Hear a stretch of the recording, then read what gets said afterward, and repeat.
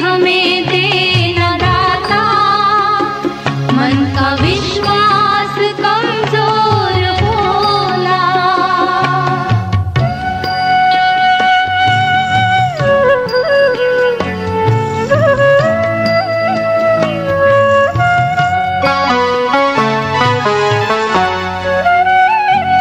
दूर अज्ञान के हों अंधेरे, तू हमें ज्ञान की रोशनी दे। हर बुराई से बचते रहे हम, जितनी भी दे भली जिंदगी दे। बैर होना किसी का किसी से, भावना मन में बदले की होना। हम चले नेक रास्ते पे, हमसे भूल कर भी कोई भूल होना। इतनी शक्ति हमें देना दाता, मन का विश्वास कमजोर होना।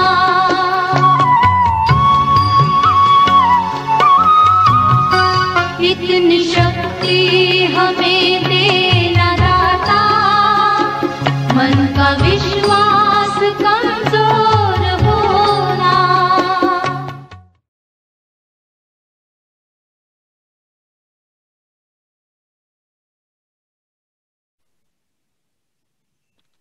Hello, good evening, everyone. This is Dr. N.H. Krishna, Founder, Chairman, Trustee of Chest Council of India from Davangere, Karnataka. Today, we are here for something which is near to the heart of everyone here. It should touch the heart of, I believe, every citizen in India, basically, because this is dedicated to the COVID warrior pulmonologists. You cannot express in words. Like, I'll just quote a brief example here, that the field of pulmonology was enlightened, like it got reached to many of them in the common sector public also. And people did understand that there is a specialty like this, pulmonology, and pulmonologists really kept their everything at thrive to fight with COVID, and they did the best. And today, the topic, as I told, COVID warrior pulmonologists, the real gods on earth, hear from their experiences. And now, because we are talking about India, let us also talk that we have everyone here from every part of India. Before I start introducing them, I would like to tell you all that we have started this webinar with 6,900 logins exactly now, already happening now. So that is a brave note that we started 6,900. That is, we take an innings lead of 6,900 and going into the second innings. Now, I'm very sure that we will surpass our previous record of 8,931 logins. I'm very sure we'll surpass that. Let me start introducing my faculties to you. Let me welcome Dr. Amita Nene. Actually, she doesn't require any introduction, and we have only handpicked only them here who are popular pan-India and who have done the best battle against COVID, and they have dedicated their time, family time, they're putting even their life at risk also. They have treated COVID. Amita Nene is from Mumbai. She is the HOD of Bombay Hospital. Welcome, Dr. Amita. Good to see you with all those musical instruments behind you. Musical lady, musical instrument, lovely. Thank you. Now, my second panelist is Dr. Vijay Kumar Chennam Chetty. We are going all the way now to Hyderabad. Chennam Chetty himself is the head of the department of Apollo, Hyderabad. He also happens to be the CCI webinar coordinator, and he's a terrific person. He has done so many webinars for CCI, and his service during COVID pandemic was versatile. Welcome, Dr. Vijay. Thank you, Anna. Let me go to another state now. Let us move from here to, let us go to the Madhya Pradesh. We have a national hero here. My name is N.H. Krishna, but actually Ravi Doshi should have been called N.H. Ravi Doshi because he is the national hero. He has treated the highest number of COVID patients all over India, and we will get to know what all he has done in a short span. But before that, let me tell you that Ravi Doshi, you have made always CCI proud. CCI is so lovely. Like we have you, our General Secretary of CCI, also National General Secretary. We are privileged to have you in CCI, Doshi. Welcome. Thank you. Thank you so much, sir. Now let me go to Jharkhand now, where my favorite Dr. Atri Gangopadhyaya resides, and he is from Ranchi, and he has done excellent service during the era of COVID. Not only that, he's academically also fine-tuned. He's the youngest DNB trainer in Pan India, and his students have fetched very nice results, followed his training. Atri, welcome you. Thank you. My privilege. Now, CCI, there are actually two pillars. If they call me as one pillar, the second pillar is definitely Dr. Narayan Pradeepa. Dr. Narayan Pradeepa is from Kasargodu, and it was during the first wave, Kasargodu was so much in limelight that we started calling as Kasargodu model of treating COVID. So his services towards the Kasargodu, Kerala, and the entire India, we cannot put it in words. Dr. Narayan Pradeepa is the co-founder of Chest Council of India, and his services to CCA, to the mankind, we cannot put it in words. Like it cannot be explained. Welcome, Dr. Narayan Pradeepa. Thank you. Thank you. Last but not the least, let us go all the way to Assam, Guwahati. We have our handsome Kripesh Ranjan Sharma. He tried his luck in medicine. Had he ever tried it in Bollywood, he would have been definitely there. He has done a marvelous job there. In Guwahati, he has treated thousands and thousands of COVID patients. He also happens to be our Northeast Zone Governor of Chest Council of India, Dr. Atri being the East Zone Governor of Chest Council of India. And we are privileged to have you here. Welcome, Dr. Kripesh Ranjan Sharma. Thank you, sir. I'm grateful. Okay, so before I go ahead asking questions to each one of you, kindly apologize me. I apologize every one of you here. Why? Because you never knew that you were under surveillance from the last 15 days from my side. Anyone knew this? No one? No. None. Because without keeping you under surveillance, without knowing anything about your background, how can I put questions to you? So that is the scene. So I have collected enough information regarding each and every one of you here so that my questions actually get related to your service and what all you faced. And because I'm a human, I'm not a computer, all those questions I have written and kept here, and I will be asking them in an order of appearance one by one. So I will start. The first question is Dr. Atri. Dr. Atri, it is known that you were giving teleconsultation to COVID patients pan India. And at one point, you had over 2,000 patients on teleconsultation. Can you guide us, like your colleagues, can you guide us how you set up this teleconsultation so that we also may benefit from your experience? Yeah. Thank you, Dr. Krishna. And when this lockdown started, we didn't even know what was wave. We only knew that lockdown, if you go outside your house, you could be booked or you could be arrested. And at that time, this teleconsult received legal recognition also. Earlier, there was a gray zone, but all of a sudden, there was a blanket recognition for teleconsultation. Initially, I live at Ranchi and my school alumni, St. Xavier School Ranchi, DOCS alumni, it is present very powerful in Ranchi and Pan India. Someone from DOCS alumni basically approached me that they were stuck in Bangalore or Hyderabad and their parents at Ranchi needed a consult and they requested me to teleconsult because I could not travel from one place of Ranchi to another place to see their parents and they could not come to me. So it started with this DOCS alumni, 1 grew to 2, 2 grew to 10. When the first wave ended, 10 had grown to 500. When the second wave came, 500 grew to 2000. So any doctor over here who is listening to me, who wants to take up teleconsult, I would always encourage, because it's a human touch between you and your patient. They are not a patient. They become like your family to you.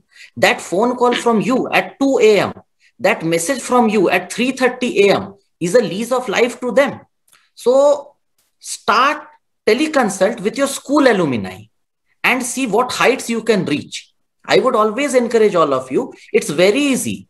It takes 6 months. After 6 months, you will be someone like a legend. This I can tell you. Thank you. Very well answered. I think this will help many who are listening here regarding the teleconsultation. Now, I will move to Kripesh Ranjan Sarma. Your question is, what is your difference in experience regarding the first wave and the second wave? Yes. So already we have at the end second wave, and when COVID started, it gradually in the first wave it started gradually, and we had fewer patients. But in the second wave, we have a very rapid rise, and a large number of patients has been infected. So after end of the second wave, I had a very different experience of both the waves. Because in first wave, we have usually elderly people who are mostly become sick, and those who above 60 or 50, they require hospitalization, they end up in ICU. And usually they deteriorate very rapidly within a short span of period, or either they recover also rapidly. However, in the second wave, I have seen that more younger generation people above 30, they started becoming more sick. And again, in even a younger age group also, in the second wave, they have to be get hospitalized and require intensive care treatment. Again, the number of intensive care bed that we required in the second wave was quite double than first wave. And the most striking things that I have noticed in the second wave is the post-COVID complications. And I think that many people who have suffered from COVID has a long-term post-COVID complication, particularly in the second wave, which is little lesser in the first wave. So, those who have suffered in the second wave, even after 3 or 6 months, some people have long-term post-COVID complications, particularly like breathing difficulty or some psychological problem or other problem. So even I have seen a few rare cases of COVID-induced thrombocytopenias, which are very uncommon during the first wave. And so these are the peculiar differences I have seen during the two waves. And that is, I have shared my experience with all of you. Thank you, Kripesh. Very much appreciated. Now my question goes to Dr. Ravi Doshi. Ravi Doshi, tell me, how did you feel being 5 months away from family in your own city, for your own city? Really, sir, your research is very in-depth. Sir, first time in my life, I like being in Indore and away from my family for 5 months was really something which was unplanned, but it happened initially when in March we started after that Janta curfew. Our hospital gave almost 1,000 beds to the government for taking up COVID cases. So they filled up so rapidly, and there was such a lot of confusion and everything going on that it was almost 24 hours working. And then I was fearing, if I go to home, what will happen to my parents, my children, because they are not going to be away from me, particularly my small children. So I was allotted a room in the hospital on the top floor, admin. So it started there. Then slowly, the Indore was the worst hit. We came number 1 almost in all over India with the affected cases in first wave. So means at one point of time, I had 1,100 cases in my unit at that point of time. So it was really not becoming possible to spare any time at all. Time just flew away. We started managing and then started understanding, first of all, because nothing was very clear about the whole thing. So almost looking at it, 1 month went off just like that. Then second, third, fourth month, training people, training juniors, your own faculty, bringing confidence into a lot of people takes time. Then a lot of patients used to come at odd times who were referred from other places. So that's how I could give a lot to my city, because I could attend them at even odd hours. And like Atri told, that teleconsult helped that odd hour period when you really don't get anybody. By being in the hospital, I could offer that service to my city people who were really distressed at that point of time. And then ultimately, when I myself got COVID in late September, so then after I became negative, then I went home. So that Okay, is I have how a question for that also. Sir. I have a question for that also. Sir. No, go ahead. But that was basically it, sir. That hospital became my home. It was like a mini Indore, mini India in our own hospital only. So many new friends, that staff, all of my sisters, they were bringing a lot of those idlis and the things which they make. So it was like food used to come from home. I had that feeling of being in residency again. It was really special. And then things started happening. Like initially in March, practically nobody knew anything about what to do, how to do. We started observing. Because I was there all the time, I was able to understand a lot of things, a lot of mistakes we made, but luckily we could rectify those mistakes also in time. We saved a lot in Indore. Means I was very thankful to my hospital management, the way that they took up this burden on themselves and allowed us to treat very freely. Because initially there was a confusion regarding what kits you have to wear, what masks you have to wear, the availability of those masks.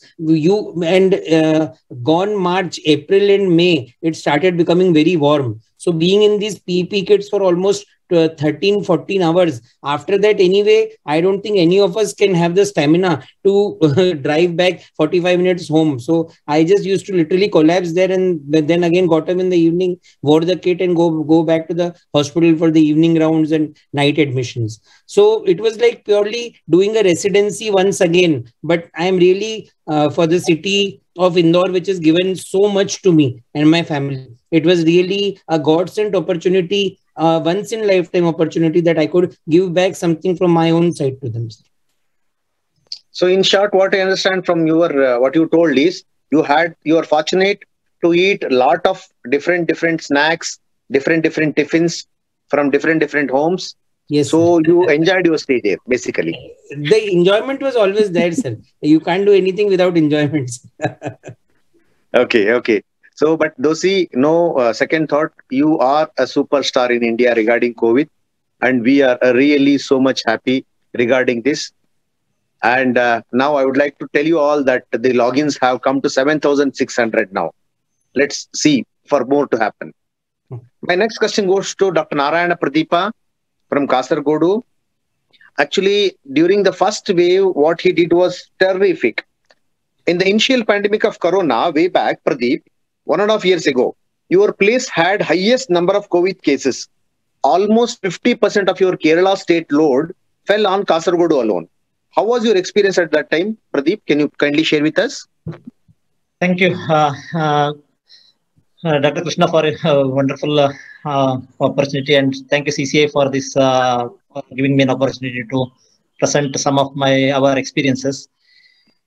Actually, before the Janata curfew, our 3 cases were reported from Kerala, and out of that, the 3rd case is from Kasaragod itself.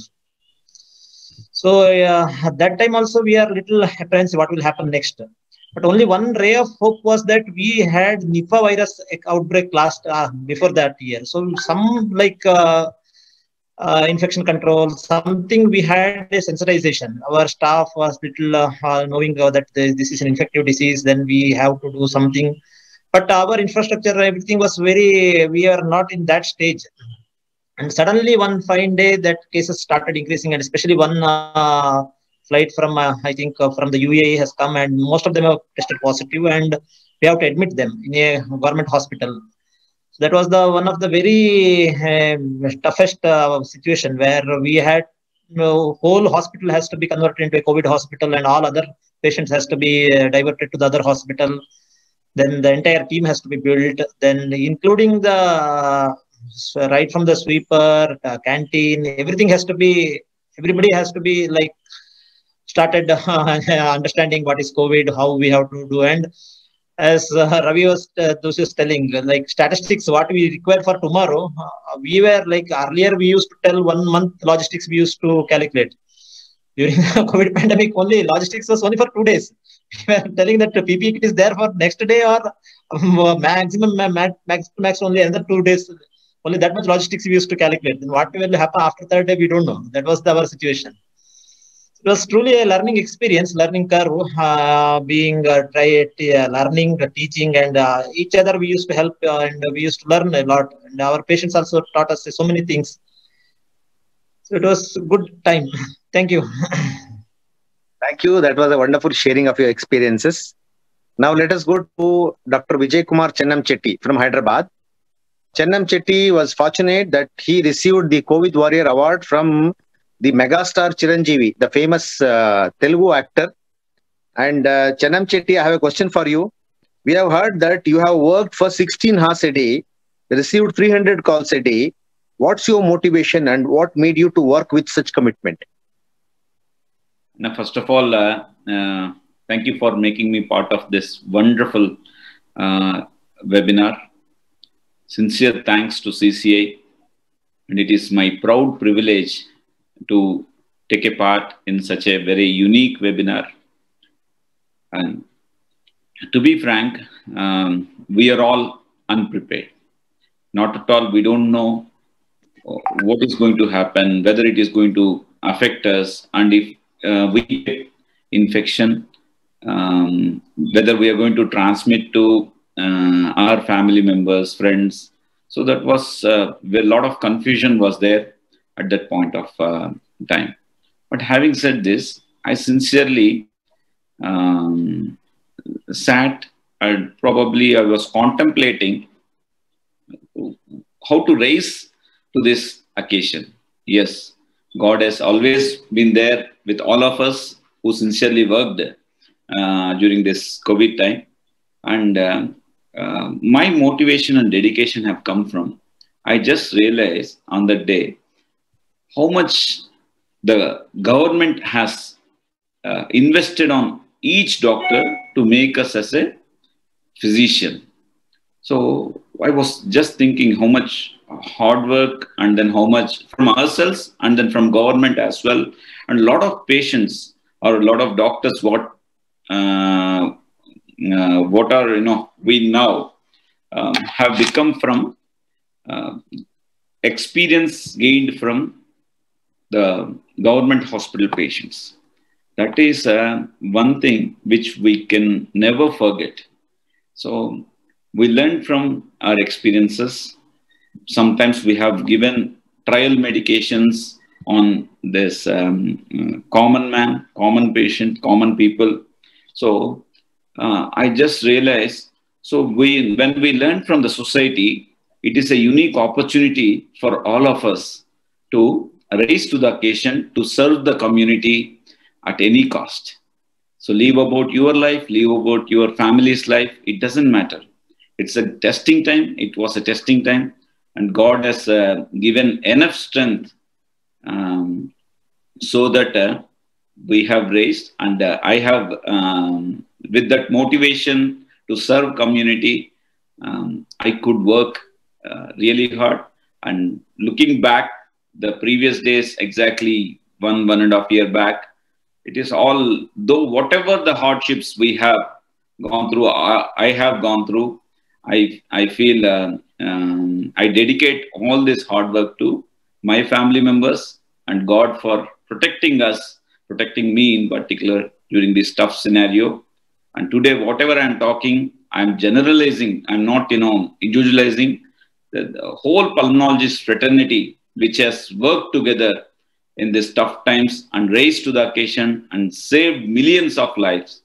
I dedicate my hard work to their hard work. Thank you, Anna. Very well answered. So actually the take home from your thing is, even if the other, like who are non-doctors, would like to contribute and work during such a pandemic, even if they want to work also, they do not have that liberty to work. So only we are there who can take up this task in hand. And if not us, then who will? So fantastic, very well said. So when you have, if you have, imagine around 6 celebrities on a stage. So what we'll do is we will pick the superstar celebrity at the last to talk, because no, if we call the superstar celebrity at the beginning to talk, everyone will leave the hall and go. So now I am calling my superstar faculty to talk here. It's none other than Amita Nene. Hi, Amita. Your question goes here. When COVID started, there was so many fears about it. Did you ever get scared or thought of not creating COVID patients?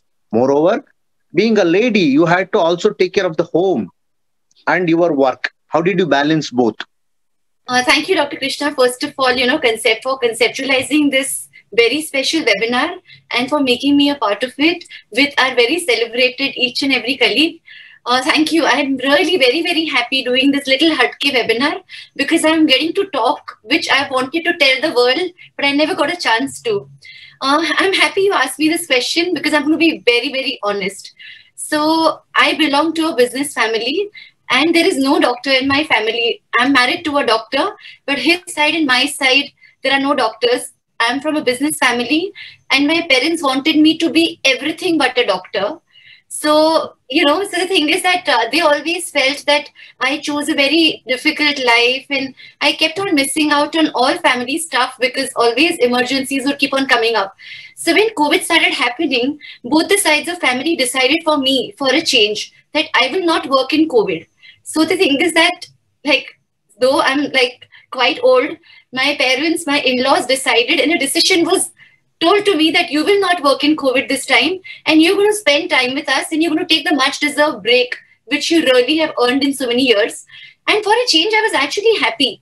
I thought COVID will get over in 2 or 3 months. And I thought I'll get the much deserved break and I'll spend time with my family, with my friends. I'll catch up on my music and dancing. So that was a plan. I never complained. I was happy that the decision was made.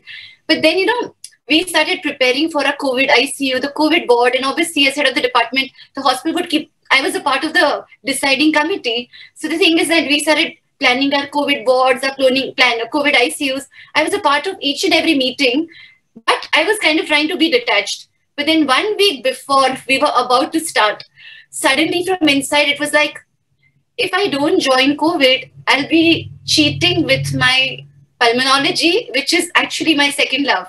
So I was like, I cannot be dishonest with myself. I can't cheat on my specialty and I have to work come what may. And therefore I decided to work without telling both the sides of family. So first 4 to 5 months of work was really, lapa chupi, where people are calling me, I'm not answering, my family's why are you not answering the phone? And it was, oh, I'm in a webinar, oh, I'm doing a procedure, etc., etc. So I feel it was a nice 360-degree turn whereby I thought I will not work, but then from inside I wanted to work and I'm so happy I did. Because when I look back, I'm most proud of myself when I think about my COVID work. Thank you, Dr. Amita. That is so inspiring to hear from you. Now, before I continue with my next question, I would like to tell you that our logins have reached to 8,300. My next question goes to Dr. Atri Gangopadhyaya. This is a bit soul stirring. I'll put it this because we remember that CCA also had a oration talk for your father. We understand that the sad demise of your father happened from COVID only. And I remember because to arrange this oration class for your father, master class of CCA, COVID, the day when he left us was Thursday itself. So we had a CCA webinar planned, but I didn't have his photo. I didn't know his details. So myself and Chennam Chetty and Vipul on a conference call, we talked to your wife. And while we talked to your wife to fetch his photo and details via WhatsApp to us, so that we immediately go ahead. We had only 30-minute span for the webinar. And we hurried like anything. Chennam Chetty went ahead. He made a presentation there regarding your father. The shocking part was, I asked your wife, is Atri very sad? Is he crying? Is he taking rest? Or is he where he is? Then your wife told, no, he's in the hospital. He's working still. Oh my God, how could you do this? You were working at that time. How did you muster the strength to do this, Atri? Please elaborate. Yeah. First of all, pardon me if while answering this question, I break into tears, because for a long period of time, I had been trying to postpone this pain. I had been trying to put off this pain. Whenever I used to counsel patients whom I knew they may not come out, they may not survive, it never occurred to me, what if COVID hit my family? What if it was my parent over there? In our city, we were maintaining 2 residences. At one, my parents were staying. At one, me and my wife were staying. So that from me, they do not contract the disease. Like Dr. Ravi had mentioned his fear. Unfortunately, still, both my parents contracted the disease after the second dose of vaccine. And luckily, my mother got well at home only, but my father did not get better. One day before my father expired, my father went into a coma. And something what my mother said, my mother told me that what has happened in our house has happened. It is just a matter of time. If he has gone into a coma from severe COVID, it will either be today or tomorrow. But he lived a complete life. He saw both his sons grow up. He saw a grandson. He actually saw you come in Doordarshan, come in radio, come in the newspaper. People recognize you in the city and due to CCI Pan India. So if today or tomorrow his heart stops, he will not be an unsatisfied or incomplete person. But all those 100 or 150 people out there, actually, I was running a COVID center of my own when there were no beds in Ranchi. The government had offered small hotels that we are going to give you oxygen and medicines. You all please turn into COVID center. And I took the dare. In 2 nights, we converted a hotel into a COVID center. I had 35 patients there. And I was also attached to the hospital, Pulse Hospital, where I work currently. There also, there were 20 patients under me. And those 2,000 people which you told on my WhatsApp. Every day, I used to get a message from those 2,000 people. We are praying for your father. You keep on doing the good work. And that day, what my mother told me, Atri, if something happens today or tomorrow, please remember, he is not going to come back. But those 150 people who are currently admitted under you, if you don't work now, they are also going to die. So who cannot be saved, cannot be saved.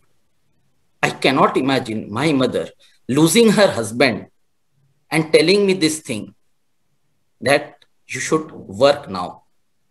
You should save those who needs to be saved, because only you can save them. And maybe that gave me the strength that time, carry on, carry on, carry on. Thank you. And sorry for the... Atri, even my voice is fumbling a bit now, hearing you. Salutes to your mother, that in such a difficult situation, she decided and she opted that. She told you, she guided you, just go ahead there. This reminds me of Sachin Tendulkar's father's sad demise. When it happened, he kept on playing for India and he made century. And I pray God that may he give enough strength to your mother, to yourself, to your wife, to your brother.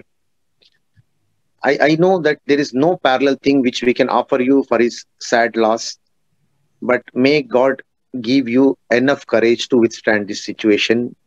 And hats off to your mother for her courage, and you too, to perform during such a difficult scenario where family comes next and the society comes first. All those common people who are listening to this, the citizens, the common citizens, observe this next time whenever you raise your hand on a doctor. Remember the standing example of Dr. Atri Gangopadhyay here.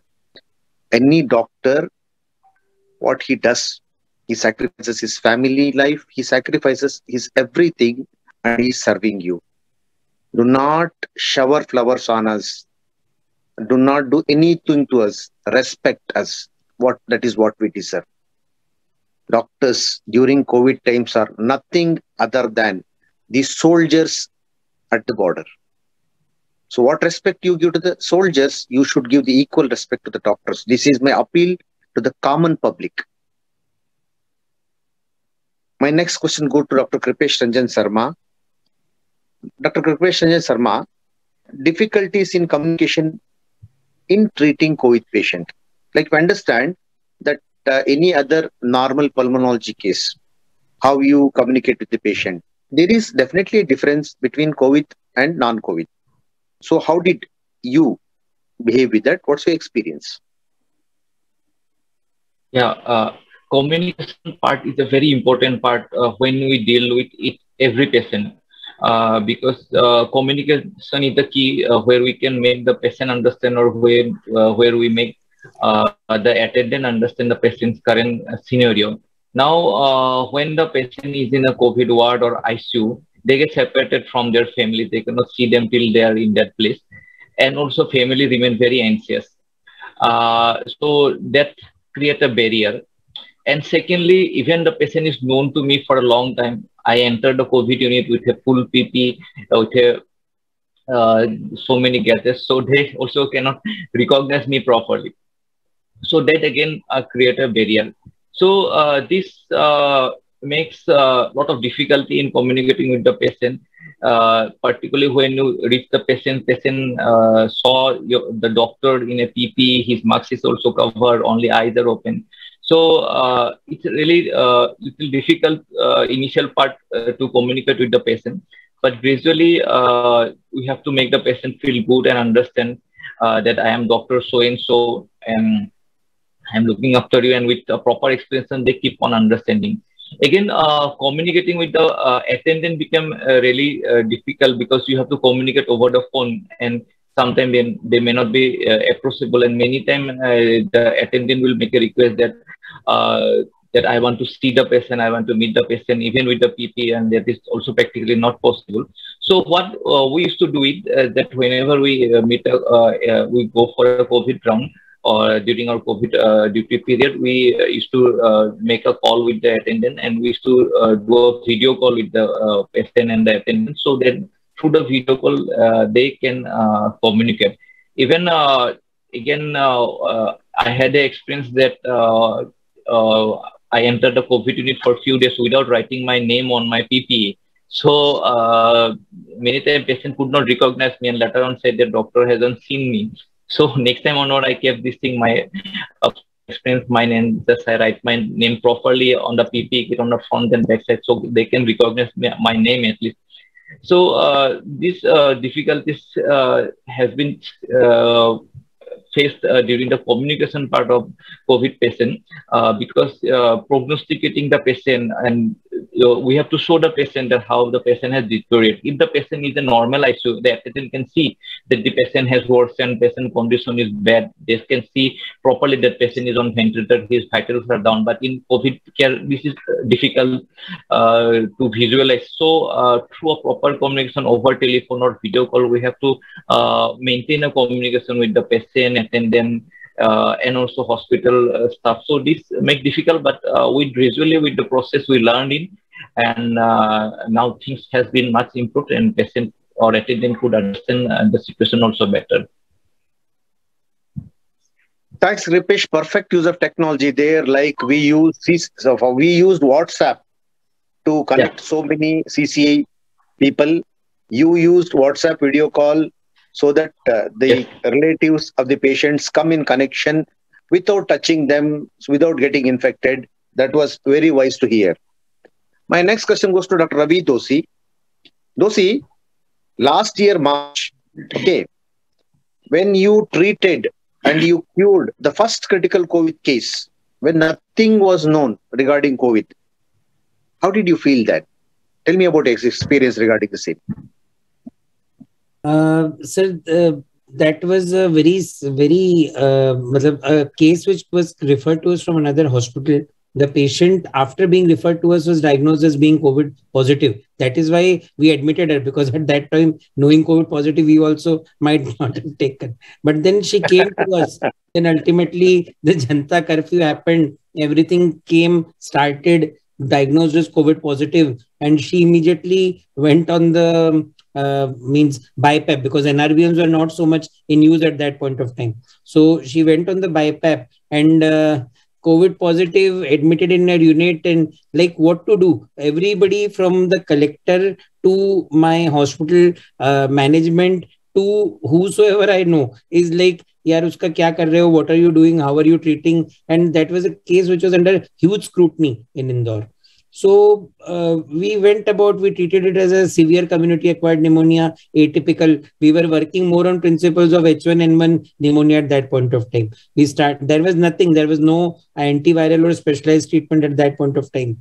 Now she suddenly became sick. Now we can easily say that she must have gone into cytokine storm then. But then some brain waves happened. We started using pulse steroids in her. We somehow gave low molecular weight heparin unknowingly. Means it was not very planned, not knowing at all about the pathophysiology of COVID. But somehow one or two things worked within. Like that lady was also a very iron-willed lady. She was not ready to go down that easily. So she used to cooperate with us quite a lot. Lot of my staff, practically all of my department, I was the lone person going there with a few of my residents who used to give her care quite a lot. And her family did not come. The family basically just left her in the hospital and abandoned her. Ultimately, we had to send a complaint from the hospital to the police headquarters and get their family called over there after, when we wanted to discharge her and send her home. It was such a situation that those 14 days that patient was with us, a big diagnostic query. Ultimately, after giving pulse dose of steroids on the third and fourth day, her oxygenation started improving. There were 1 or 2 days when we were literally about to ventilate her, but we didn't ventilate. We persisted with BiPAP. And one fine day, after 3 days of pulse steroid therapy, suddenly she started improving, and gradually over the next 6-7 days, we were able to titrate oxygen, and she was kept in the ward. But the problem was, when she came in the ward, there were no guidelines as to anything. When do you discharge such cases? When do you do a repeat COVID RT-PCR? So that whole 14 days, we managed her with whatever sense we could have, whatever we were gathering from CCI platforms, because that time a lot of chat had started about this particular managing COVID at that point of time. So taking a lot from there, that is where CCI really helped quite a lot. I remember one fine day, there was a post in the morning from Chhabra sir, then Nagarjuna sir, and even Vijay Chennam Chetty sir had shared at that point of time some data. So we were able to successfully discharge that patient. And I'm so happy to say that she came on a saturation of around 55%. But when she went home on her own 2 feet, maintaining a saturation of more than 95%. And this I'm talking about April, the time when practically we knew nothing about it. So that gave a lot of confidence that all whatsoever it may be, but it is still conquerable, it is still treatable. And if we act in a very sensible and logical way, then I think even we can defeat COVID effectively. Very good to hear that, because the early experiences, and I'm very happy that you quoted CCA here. See, because physically we cannot meet each other now at such scenarios of the pandemic. So physical conferences are out of question now. But CCA is the only body, I believe, 24/7/365. You can interact. You be at the ICU, you be at your home, you be at your hospital, anywhere you are, at your OPD. You just put a message in CCA and people will immediately rush in for your help with whatever they have. So CCA has done a miracle during the COVID pandemic. And this is definitely an important thing to be brought out.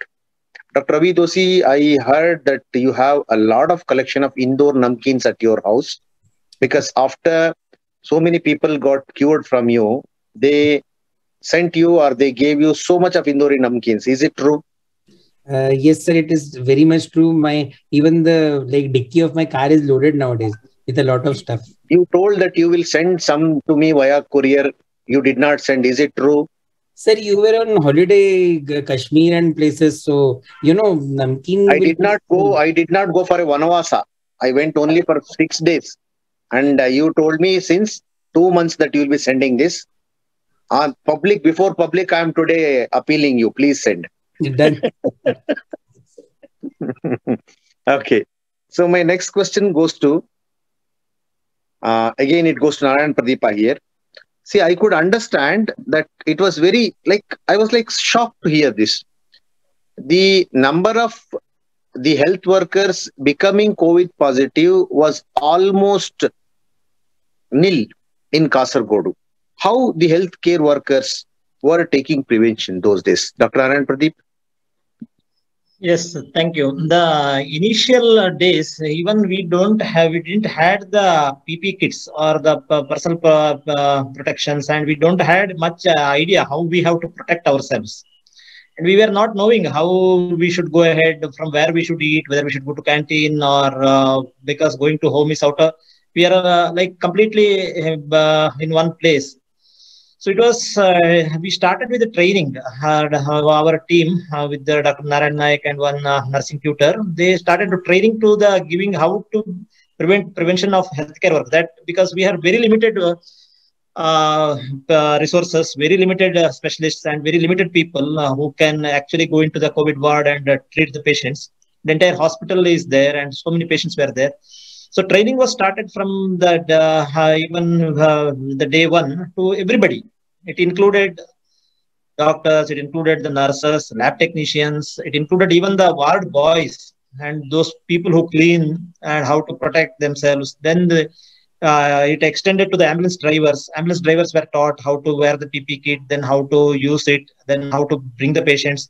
Then the training also expanded to the canteen people, those who serve the food to the COVID patients. So, and we observed that healthcare workers are not getting COVID from the hospitals. They get from elsewhere. Either it may be from the hostels or it may be from the places where they go for other like homes or anything. So we try to minimize the contact with the healthcare workers to other places, and we strictly maintained a very infection control measures in the hospital. So in the first wave, hardly none, without the vaccine also, we could save ourselves very methodically, very scientifically. That was one of the greatest, very good example or very great experience what we had, and we had a faith with our training team, and everybody practiced what was taught. So we had a good outcome at the end of the this COVID first wave. Thank you, Dr. Narayana, for your valid information as how to safeguard yourselves. And now I'm happy to announce that our logins have reached to 8560. Our previous record is 8981. It could break any time. Let's see. Keeping up my fingers crossed. Now, Chennam Chetty, my question is to you. Yes, what sir. was your source of energy and how do you try to relax during these hectic schedules of COVID? Is it some peg system? Like what you have in your, the glass is not the whiskey glass, but what it contains inside, we don't know. It's only milk, Anna. No, the glass is milk glass, definitely. Yeah. So, three full glasses of milk daily. Right. Really, yeah? That's it? That's it. No. So I always feel that if we want to motivate our patients, first of all, we should be very much charged up. We should always be positive, because always we have never seen such an amount of negativity or negative vibrations with our patients. Even when our cancer patients were dying, they knew that they may die at any moment. They have never exhibited such a negative vibrations.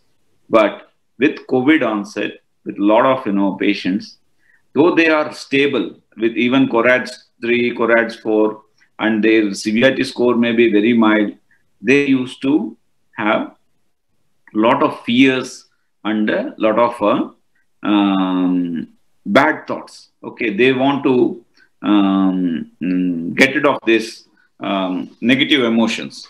So for which we have to keep ourselves very much relaxed and positive minded and be attentive.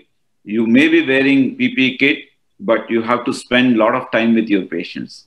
In fact, when the COVID rounds were started in the last April, May kind of time, so I was a lone consultant in the hospital, apart from critical care people and critical care nurse, who used to visit patient, put a hand on their shoulder, and then motivate them that don't worry, don't be panic, you will be all right.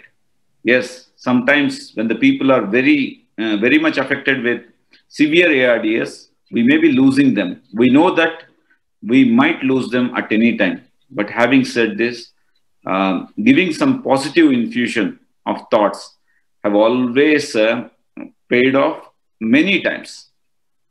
And for which I daily in the morning before I reach hospital, so I used to do Hanuman Chalisa now. Okay, that has really worked, given energy and throughout the next 24 hours. So, and second important thing is when I was doing rounds with PPE kit, I used to wear this Power Beats. I'm known for it. This is Bluetooth device. This Bluetooth, I used to, on one ear, I used to play my Sadhguru songs, Sri Ganpati Sachidananda songs. Yes.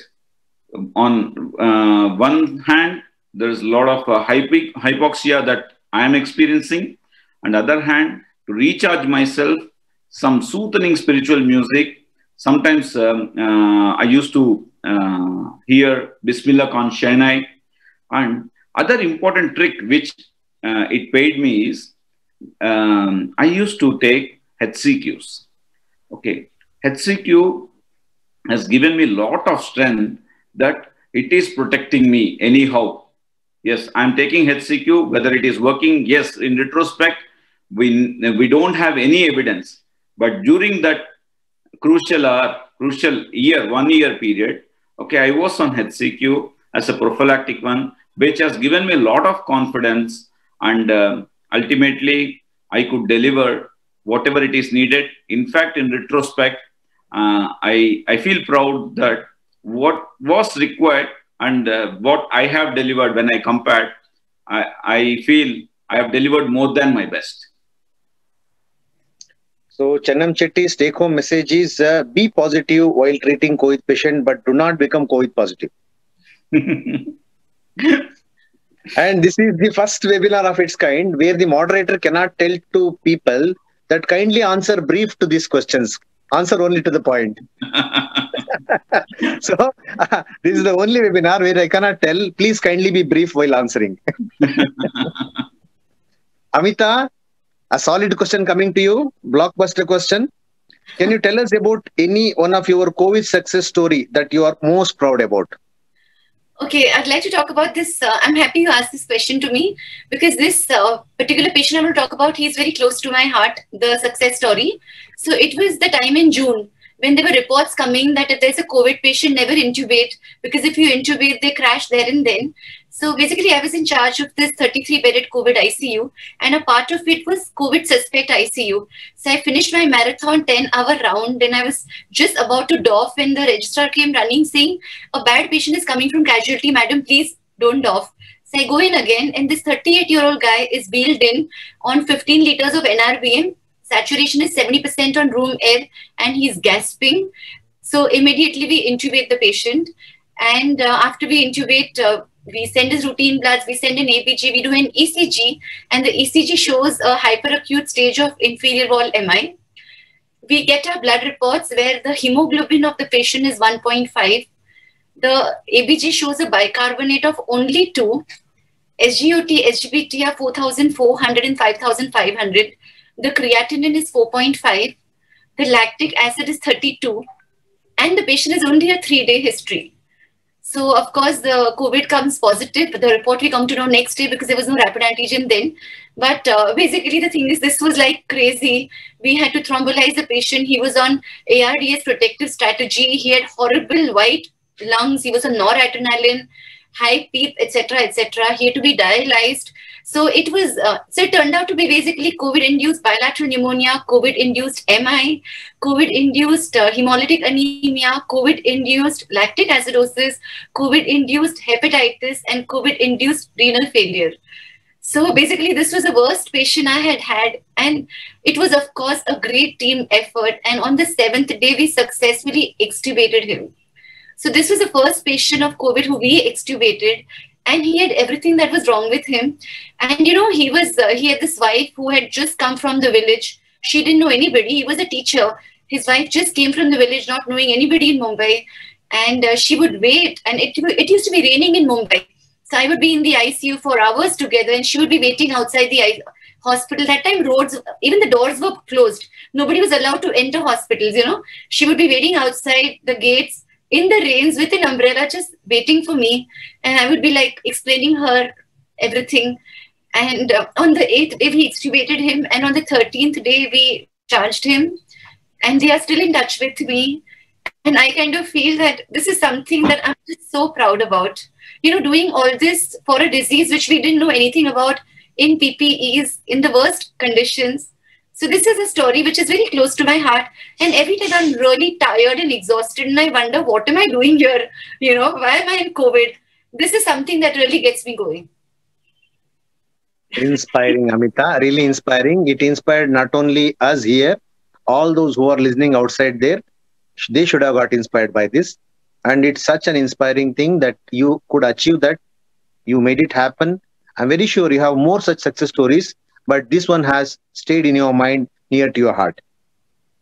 Dr. Atri, coming to you, my question to you is, see, this question comprises of 2 questions inside. First and foremost, I know that at one point I heard via my sources that you are working 20 hours a day.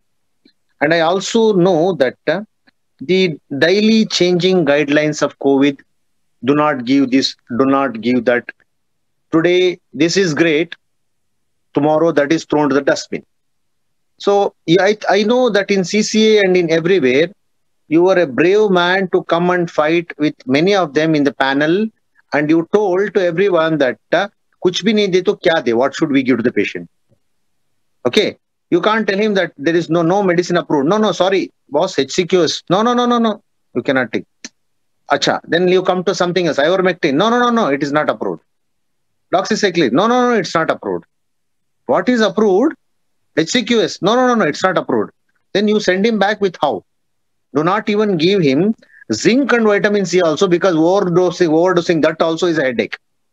So just give him assurance that you go home. Can you do that being a doctor? You cannot. And you are the one who came out and fought publicly in CCA regarding the same. Give me your views. I know that there are 2 things. One is experience-based medicine, other is evidence-based medicine. Without experience-based medicine, you cannot have evidence-based medicine. Now, we cannot send anybody back just like that. How did you manage during that span, Atri? It's a huge question, but it is an important question. Go ahead. First of all, huge appreciation to Dr. Amita for the management you told us. It was like a fairy tale. Something like we dream that when I become a doctor, I am going to treat someone like this, blah, blah, blah. Wow. Wonderful. Okay. So what I want to say is that this 20 hours a day, sometimes, you know, I actually wished that my day should be of 36 hours, because first wave, our city and our state, Jharkhand, had done relatively well, and other parts of India had borne the brunt. But second wave was a nightmare for us. Every day in the morning when we got up, we got to know that so and so of our childhood was no more. And it was like कि शहर को बचाना है, राज्य को बचाना है. I could not say no to someone, because whomever I was saying no was either a childhood friend my father's colleague, my school alumni, my neighbor, my mother's kitty party group, etc. So I was feeling that my day should be 36 hours now, so that I could save my state, I could save my city. But after a certain period of time, it started taking its toll, and I was like becoming very weak. That was when my wife, Dr. Shravani, stepped in, and it was not possible for me to eat, write prescriptions, talk on the telephone, type on the WhatsApp at the same time. So what she used to do is, she used to make all these, I was liquid diet most of the time. She used to make all these nutritious things in various bottles, bottle 1, bottle 2, bottle 3, bottle 4, bottle 5, and ensure that every 2 hours I was sipping something and some nutrition was going in. And the night dinner generally stretched from 11:30 p.m. to 1:15 a.m. because in one mobile I was replying to the WhatsApp messages. On one mobile, maybe I was taking phone calls, and she was feeding me like a baby. Actually, she was, open your mouth. She put in something. Okay. And that is how she ensured that I got my nutrition at that point of time. So that is something I managed those 20 hours for a period of 20 to 21 days because of my wife's planning. She had planned this, that I did not fall ill at that period of time. Another thing what you told is, see, when COVID came, frankly speaking, when I was an MBBS student, Corona was an optional chapter in microbiology, in internal medicine. All of a sudden, for all of us at CCI, Corona has defined and shaped our career. And maybe for the next few years, I may have to do only post-COVID and pulmonology separately. So initially, I was also surprised that where will I get knowledge to treat this? And as usual, during leisure time, I used to turn the television, and I was very shocked to see that some cardiac surgeons are on the television giving lecture on COVID, that what drug I should give, what drug I should not give. I was stunned that how can I do this? Then I would quote a very senior CCI member, please pardon me, Dr. Agam Vora. And actually we are missing him in this panel today.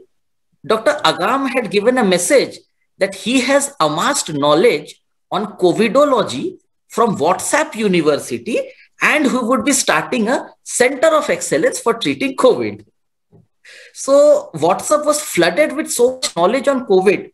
Unfortunately, some of it was motivated, some of it was fake forwards. And at that time, you know, this CCI Thursday webinars came to my rescue, because the amount of work Dr. Chennam Chetty and his team puts in this CCI webinar, that no one talks propaganda over here.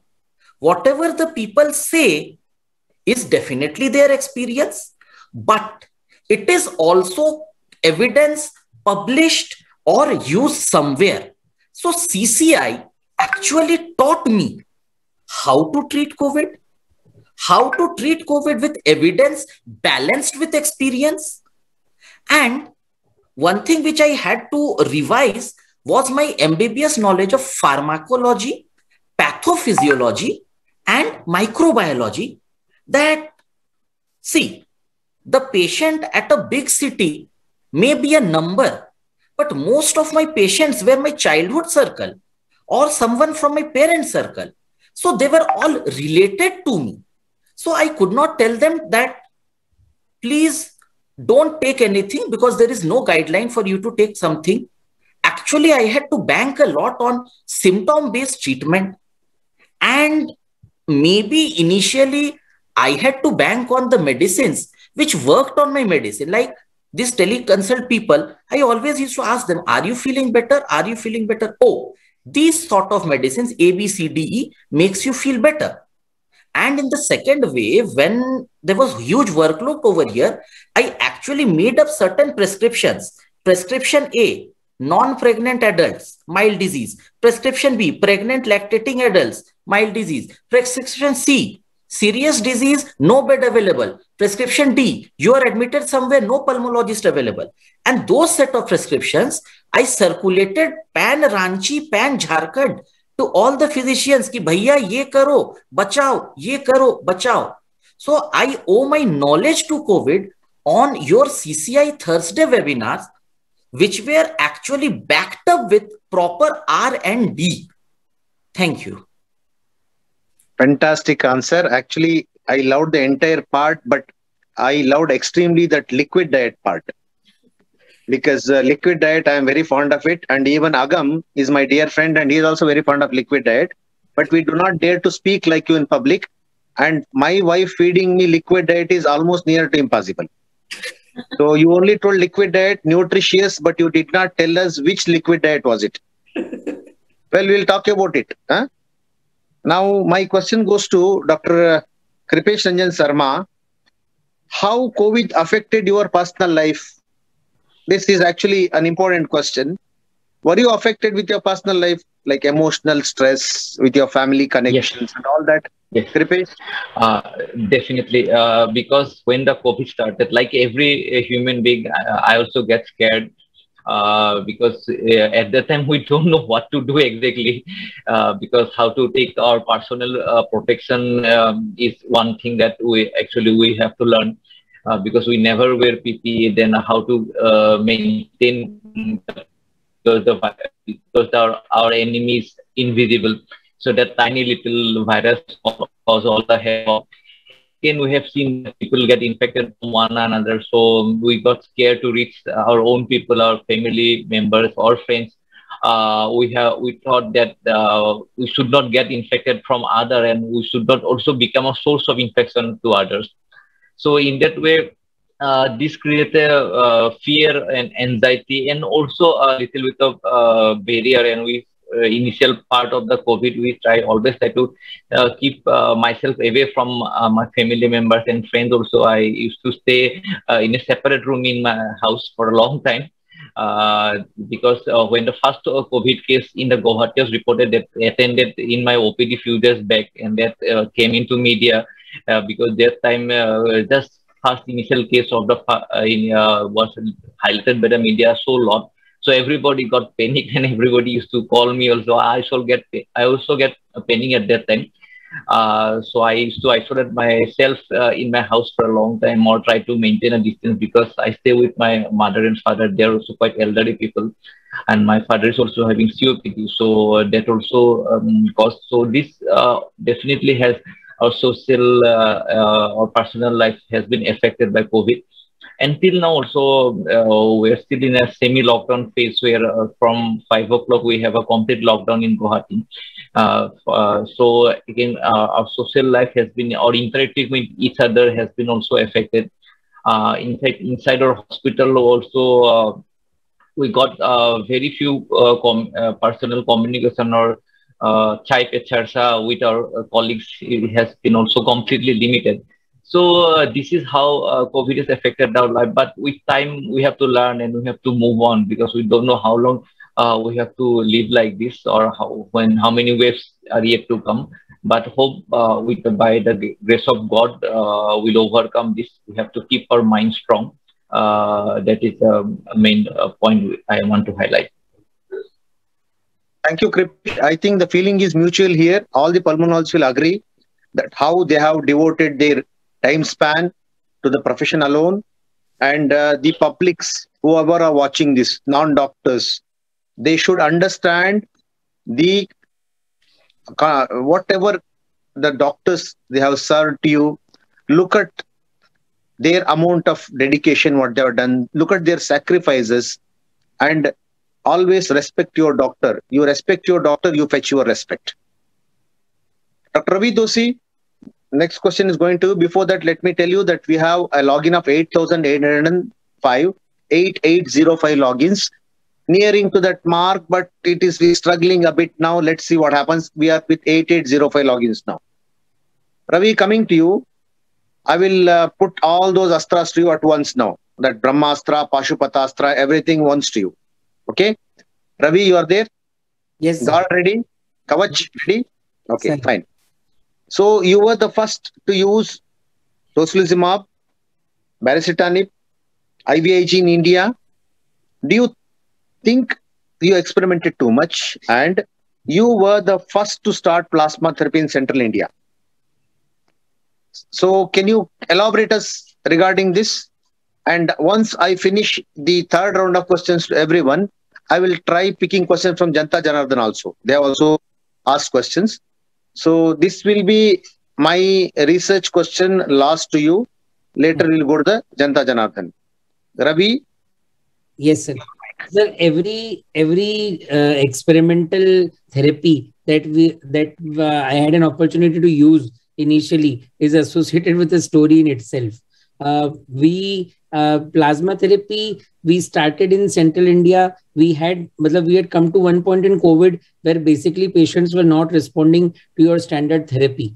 And then we had 2-3 cases, and then we had started hearing about the use of convalescent plasma. We had a lot of discharge patients who were doing very well. So the moment we came across this particular technique, and we selected 2-3 patients, we gave them convalescent plasma because they were practically not responding. They were all young patients. One was a girl who had just delivered some 1 month ago. She had a small baby, but the lungs were white out. One was a young boy, student around 20 years old. His whole lung was white out, not doing well. So at that point of time, we selected them, we gave them plasma, and by God's grace, the first 3 cases in which we had selected for convalescent plasma, the second and third day of giving plasma, we achieved 100% radiological and clinical improvement. We were able to discharge them on the 5th day. They became so well. Coming to tocilizumab, there was a very famous inspector. He was a Thana in charge of one of the busiest police stations in Indore. He was admitted for us. He was admitted with us. Around 10th or 12th day, he went into a cytokine storm, not responding. So we asked around, we communicated to America, we communicated to Delhi, we communicated even in Amrita, Cochin. We asked about a lot of people. And then we came about this tocilizumab. So tocilizumab, then we also consulted rheumatologists from Indore locally. And we then gave tocilizumab. It was an off-label indication. We had to take approval from ethics committee of our college. And then we gave tocilizumab to this particular inspector. And we achieved clinical improvement. And he had a reduction in oxygen requirement over the next 2 to 3 days. This is the story of plasma and tocilizumab. Then baricitinib, again, it all started with one particular New England Journal of Medicine article, which was shared on CCI platform only. I remember very well because I had gone through that, and then I happened to give this particular data to our pharmacy people, and they told that we'll bring in baricitinib and let's see, because this was that phase around Diwali last year when a lot of COVID was not going very bad, not very good. It was a phase where COVID cases were having prolonged recovery. So that's why we thought of using baricitinib and accelerating the recovery. And then finally, you had also researched about IVIG. IVIG, incidentally, it was a very special case. It was the case of a postgraduate student. He was a fellow medicine physician referred from a nearby college. He was a 3rd year PG about to sit for his exam. And he went into COVID ARDS, respiratory failure. Incidentally, he was also on the heavier side of things like myself. So he was very difficult to manage. We struggled with him. We used each and everything, each and every molecule in the book. And then we were discussing quite a lot from Bhopal, Delhi, Bombay. We discussed quite a lot. And then we came across intravenous immunoglobulin. We used IVIG in that particular case. And I am very happy to say that postgraduate student has given his MD exam now and he has got very good results and is now a practicing physician in his own city. So each and every of this experimental therapy that we gave was after a lot of discussion, after a lot of research, and I'm just happy to say that like Vijay Kumar sir has told that even I used to recite Hanuman Chalisa before giving experimental therapy. I very well remember reciting Hanuman Chalisa before we gave tocilizumab, because I was so afraid looking at the side effects of tocilizumab that I was literally I can't say कि लग रहा था कि I am doing something good for this patient or something bad for him, I don't know, but somehow things work. Maybe God is kind, and in each of these therapy, in the initial patients that we could give them, we achieved good results, and I am glad to see that they are now in very much common use now. Dosi, don't you think that is the problem? That whichever drug which comes in the beginning works brilliantly everywhere, later it goes to dustbin. Yes, sir. Because initially it's more of individual experience, I think, sir. Then is when the afterward critics start and a lot of analysis happens. So, Narayan Pradeep, your question goes here. Stay prepared because this will be your last question from my side. Later we are going to the public questions. See, Narayan Pradeep, I did a nice research about you, and that told me that in the initial phase of the pandemic, you worked as assistant nodal officer, which included more of the epidemiological work, survey, etc. all that. Later, you worked as in charge of Corona First Line Treatment Center. And of late, you are working in COVID ICU as pulmonologist. So it's like no multi-role play, split personality disorder, whatever you call. So all the three places you have worked in different places, and you are something like, no, you can tell us the complete extract. Please go ahead. It was actually, I basically work for the government sector. So whatever the job assigned to me by my authorities or my head of from the government, I have to do. So initial work was like more of an survey there where we have to collect the data of the people who have traveled from each ward, each panchayat. We used to collect the passport number, patient's mobile number. Then we used to call them. Then we used to contact tracing them. It was a very Herculean task, and it was like more of a police work. Not at all. I was a bit confused whether I'm a pulmonologist or police or what I am doing now. It was one particular moment that has happened. But still, that work has paid us. We could trace everybody, and it was really a good enjoyment rather.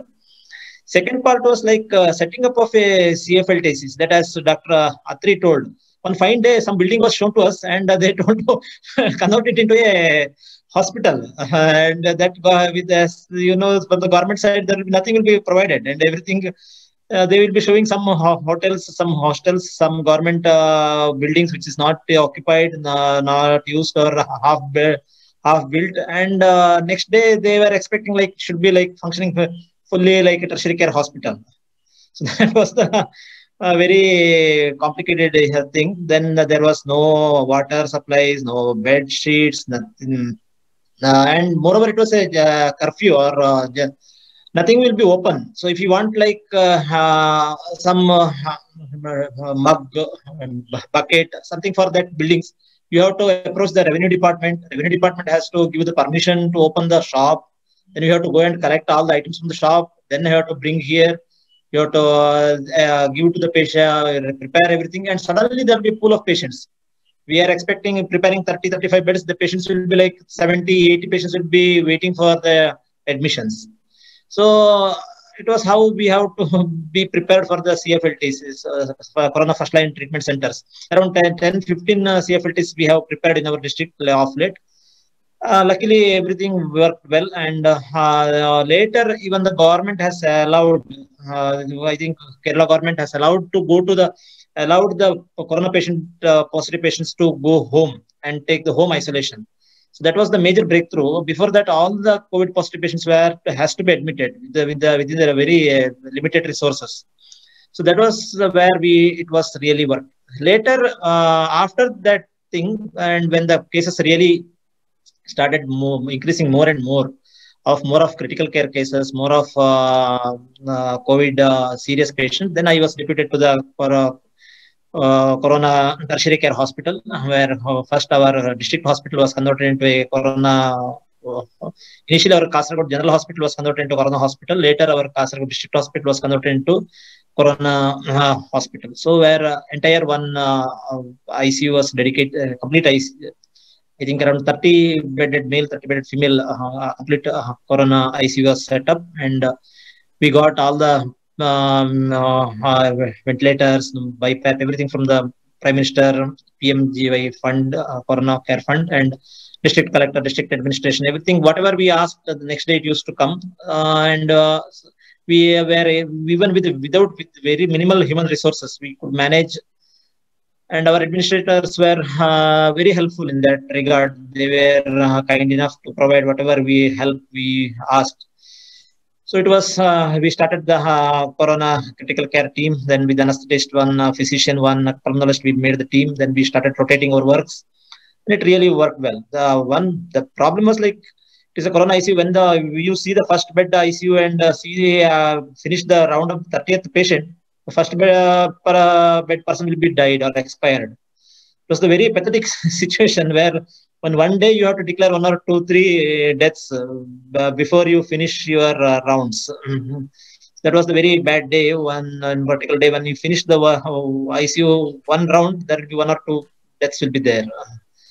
But of late, cases have come down. Then we could manage with our limited resources.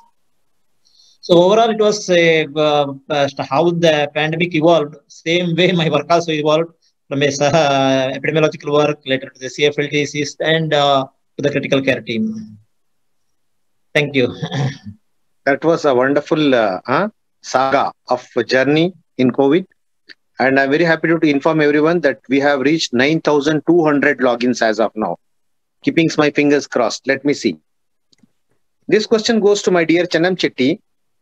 Dear Vijay, have you lost any of your family or friends due to COVID? And what's your thoughts? What you went through in such scenarios? How you handled it? Thank God, Anna. Okay. Many of family members, many of friends who have encountered COVID during this tough time, I could able to pull them through. But the saddest thing is I've lost one of my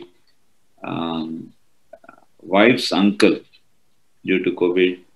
So unfortunately, he lives almost 600 kilometers away from Hyderabad. The nearest tertiary care center was Chennai. So they took him there. And initially, the doctors at that hospital also very kind enough to discuss with me and then to discuss what to give, how to manage further. I sincerely thank entire team of global hospital doctors at Chennai for serving my wife's uncle. But having said this, saving hundreds of patients, critically ill patients, and I could not help my own uncle to bail him out of the critical scenario.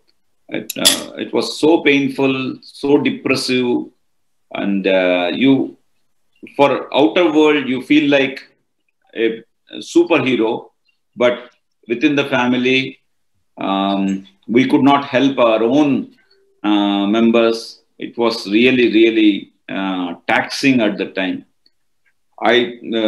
Whatever said and done, my wife Nandita used to motivate me. These are the tough times. Whatever you could do, despite your busy schedule, talking to a team of doctors there, adjusting medications, arranging medications, and giving help, giving advice was good. You could not do better than what you have done. So those were the motivating words from my wife, Nandita.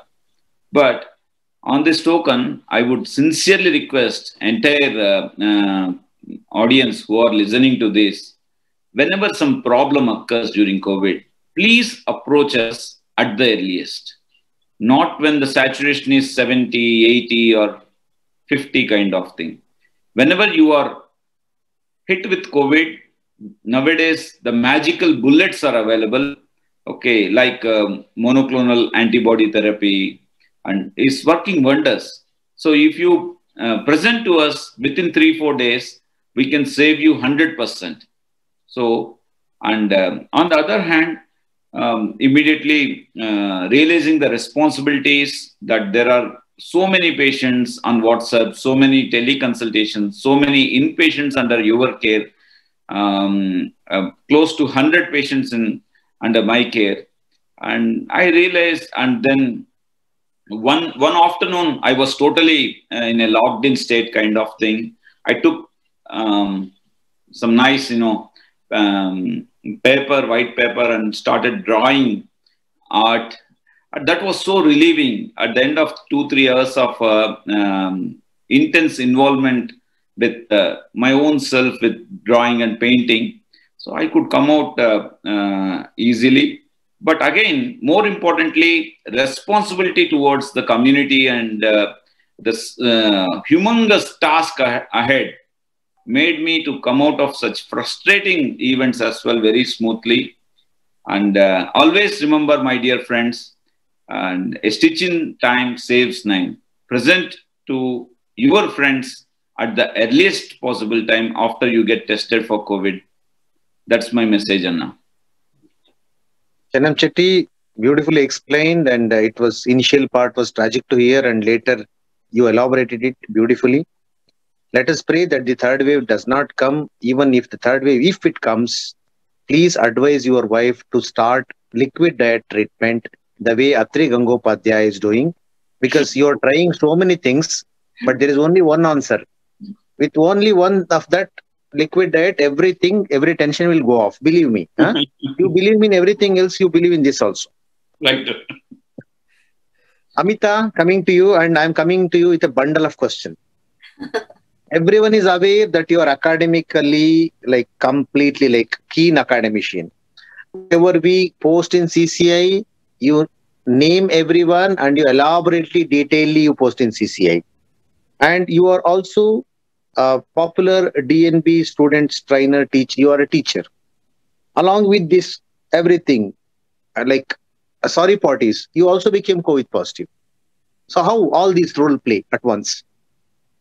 Okay, so first I'll answer the first part. So actually there are 3 priorities I have in life. First is, like everybody has, family and friends. My second priority is my patients and chest medicine. And my third priority is academics, because I kind of feel really nice. And I kind of feel that when I teach, I make sure that good pulmonology will continue. And that's the tribute I can give to my specialty. So the thing is that initially when COVID happened, we were just so overwhelmed with work. We were just so overworked, and we were just trying to get hold of the land, under us. And then after 2-3 months, when we kind of knew what was going on, when protocols were in practice, then I kind of felt that now my students need to learn, and I need to continue my job. And then, in our hospital, we were not even allowed that in a room there are more than 4 people. So having actual academics was not just possible. And then that is a time, we actually started our Zoom academics. Otherwise, also throughout the year, we have 4 academics a week, every week for our students. So we started Zoom meetings, and the timings would be like 11 to 12 in the night, or 11 to 1 in the night. And so the DNB academics continued 4 days a week, which I'm very happy about. Secondly, the author within me was becoming very fidgety, and I thought I had to do something. And therefore, we decided to write bronchoscopy guidelines during COVID for our country. And I'm very, very happy to be one of the chairperson of the committee which did this. And therefore, it was nice, long distance Zoom meetings, and we took out the guidelines. Then I was a part of guideline making committee for conducting surgeries. So whether it was orthopedic, whether it was general surgery, what should be the ideal situation of the OT, etc., etc. So I wrote those guidelines, which I was very happy. And I was also a part of API committee, which wrote teleconsulting guidelines. So I was very, very happy that I continued despite all these things writing. And of course, we had so many webinars, in which CCI actually took the initiative. And so it was great. I kind of remember with Dr. Atri, I did the first CCI webinar on COVID. And I think we were probably the first people to do a webinar on COVID. And just like I would have liked to continue academics. CCI also continued academics, and we had an academic every week, and so often many in a week. So I'm happy that all this continued because academics are important. And the second part was about me turning COVID. So actually, I remember I doffed out and I was just walking out, and a nurse of our institute just grabbed my hand. My father was gasping, "Ma'am, come in." And she just dragged me in. And I just went inside without a PPE. And I just grabbed a N95, and there was no shield because, you know, we were inside the ICU, nothing was there. And I intubated the father, and I just knew I was going to be COVID positive. I just knew it. Anyway, I got back home, I isolated myself, and on the third day, I got high-grade fever. And I didn't want to get admitted. Fifth day, I started coughing. I do my CT scan on the 7th day, and I got bilateral nice pneumonias. And then was the fight: get admitted and take remdesivir or be at home. Everybody told me get admitted in the remdesivir and, you know, everything. And then somehow, I think COVID works on your mind. You know, we had seen just so much that you get COVID, you go into the hospital. If anything happens, at least in Mumbai, BMC would put you in a bag and take you away. Family could never really see you. So I was just so scared, you know. I mean, that is the only time when I've really been scared of death. You know, when I got both the pneumonias, I was just so scared of being admitted in the hospital because I thought if I died, hospital would just, I mean, BMC would just take me away. And I so wanted to. You know, when I die, I wanted, you know, in Gujaratis, I'm a Gujarati, and when you die, they really dress you up. And you know, your last journeys also, you look nice. And I also, so I don't know if you all can imagine what I'm talking about. But it was really a very, very weird feeling. Head just thinks of everything crazy. And I decided to be at home. And by God's grace, I became all right. But COVID is scary. You know, when we have seen everything that's worse about COVID, when we get COVID, at least I imagined only that was really bad. So that was, I think, the worst experience in life. I mean, I thought having COVID was horrible. But having said that, 14th day of illness over, 15th day, 8 in the morning, I was back in my ICU, in my PPE, all set. And those 14 days are the only offs I've taken in my life during entire COVID tenure. Amita, actually, that was so sad to hear, but thank God you came out of such difficult timings. And I remember I also had a telephonic conversation with you when you were positive, but you came out of it, and God sees to that more people remain protected in the entire world. Hence, He protects warriors like you. Thank you. Just a question here. How many of you were tested COVID positive? Do not tell me that I had a symptom. I don't know whether I was positive. I could have become passively infected, asymptomatic. Don't tell me all that. How many of you present here did become COVID positive on a RT-PCR report? One is Amita. Yes. And? Not me. Touch wood, negative, but I have tested almost myself 10 times. Swab negative up till now, touch wood. 10 tests negative up till now. I also tested multiple times negative. Good, very good. Kripesh? Yeah, I did multiple time testing, but luckily negative till now. Great. May God bless you all like this even further. Now let us go to the questions from the public. Before I'll take the questions, I will tell that there are few people congratulating. One, Dr. Sushma Dugad from Nashik. Congrats, Amita Madam, for excellent management of very critical COVID-19 patient, she's telling. Thank you so much, Dr. Sushma. And Atri, you have one Kaushik Sen Gupta from Ranchi. I would like to thank Dr. Atri for working tirelessly in the crisis time. Yeah, their whole family were my patients, and unfortunately, they were all at different hospitals. So basically, I was the bridge connecting them at that period of difficult time. See, such are the stories we want to remember, right? Such affection. That's what we want to see. That's what a doctor earns. Now, let us go to a few questions here. There is a question from our own Mrutyunjay Mahendrakar from Nanded. Use of tofacitinib or baricitinib in your experience, how when you have used and how was the recovery? Did it help to prevent cytokine storm? I think Ravi, you should take this question. Sir, these are two JAK inhibitors basically, which are used. They are oral drugs which can be given, commonly used in rheumatoid arthritis as steroid sparing agents. Now, you don't usually use them to prevent cytokine storms. They are given usually if your CRP levels are mediocrely high and the patient is not very symptomatic, you want to manage on an OPD basis, or there are strong contraindications to other cytokine storm agents like steroids, or it doesn't justify using toci. In that condition, you can go ahead and use baricitinib or tofectinib, but it is very limited indications. You have to use it for a very short period of time, monitor your CRP levels rapidly, and once your CRP levels are normalized, it is better to stop the drug and not prolong it very much. It is definitely not a drug used you give it and you will not go into cytokine storm. It's not like that. It is just used to correct mild degree inflammation. Good, very good. Dr. Kirat Kaur Sibia, our favorite, okay, from in CCI. She is asking you, Amita, ma'am, how did you proceed to thrombolyze a patient with hemolytic anemia and HP of 1.5? Yeah, so Kirat, very tricky situation.